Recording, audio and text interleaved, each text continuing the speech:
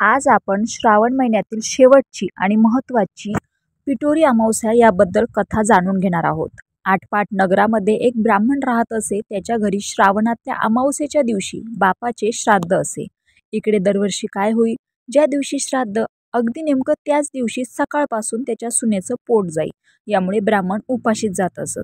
सलग 6 वर्ष असंच झालं. 7व्या वर्षीही हेच घडलं. तेव्हा सासरा सुनेवर रागावला. ते मेळपोर तिच्या पदरात घातलं आणि तिला रानात हाकलवून लावले. पुढे जाता जाता ती एका मोठ्या अरण्यामध्ये गेली.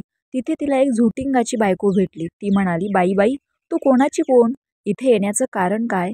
आलीस तशी लवकर जा, नाहीतर माझा नवरा झोटिंग येईल आणि तुला मारून खाऊन टाकील. तेव्हा ब्राह्मणाची सून म्हणाली, तेवढ्याचसाठी मी येथे आले.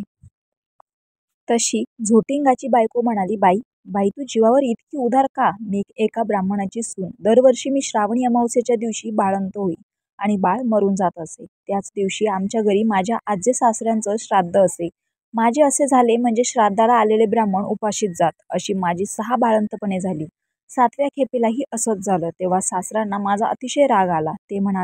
ते मला म्हणाले, माझा बाप तुझ्या बाळंतपणामुळे 7 वर्ष उपाशी राहिला, तर तू घरातून चालती हो. असं म्हणून हे मेलेलं बाळ माझ्या ओठीमध्ये घातलं आणि मला घालवून दिले. नंतर मी येथे आले. आता मला जगून तरी काय करायचे, असं म्हणत ती रडू लागली. झोटिंगाची बायको तिला म्हणाली, बाई घाबरू नको. अशीच थोडीशी पुढे जा. तिथे तुला शिवाचं एक लिंग दृष्टीस पडेल. बेलाचं झाड लागेल. तिथे एका झाडावर बसून राहा. रात्री नागकन्या, देवकन्या, 7 आसरा बरोबर घेऊन तिथे पूजेला येतील. पूजा झाल्यावर खीरपुरीचा नैवेद्य दाखवतील आणि अतिथी कोण आहे म्हणून विचारतील. असं विचारल्यावर लगेच मी आहे म्हणून म्हण. त्या तुला पाहतील. कोण कोटची म्हणून चौकशी करतील. तेव्हा तू सर्व हकीकत त्यांना सांग. ब्राह्मणाच्या सुनेनं बरं म्हटलं आणि तिथून उठली, पुढे गेली. एक बेलाचं झाड पाहिलं. तिथे उभी राहिली. इकडे तिकडे पाहू लागली. तो जवळच एक शिवलिंग दृष्टीस पडलं. तशी ती शेजारच्या झाडावर बसून राहिली. इतक्यात रात्र झाली. तशी नागकन्या, देवकन्या, आसरांच्या आणि अतिथी कोण आहे म्हणून विचारलं. त्याबरोबर ती खाली उतरली. स्वाऱ्यासुद्धा आल्या. त्यांनी शिवलिंगाची पूजा केली, नैवेद्य दाखवला. मी आहे म्हणू लागली. तेव्हा सर्वांनी मागे पाहिले. त्यांना आश्चर्य वाटलं. तिची कोण कुठली म्हणून चौकशी केली. तिने सर्व हकीकत सांगितली.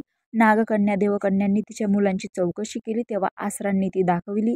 पुढे त्यांनी तिच्या 7ही मुलांना जिवंत केलं आणि तिच्याकडे सुपूर्त केलं.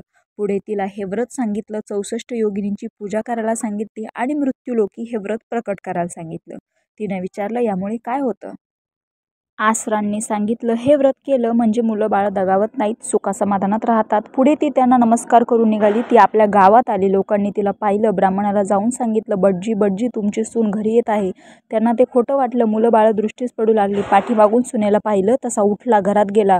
मुठभर तांदूळ, तांब्यावर पाणी आणलं. तांदूळ सुनेवरून आणि मुलावरून ओवाळून टाकून दिले. हातपाय धुवून घरात आला. सर्व हकीकत सुनेला विचारली. तिने सर्व काही सांगितलं.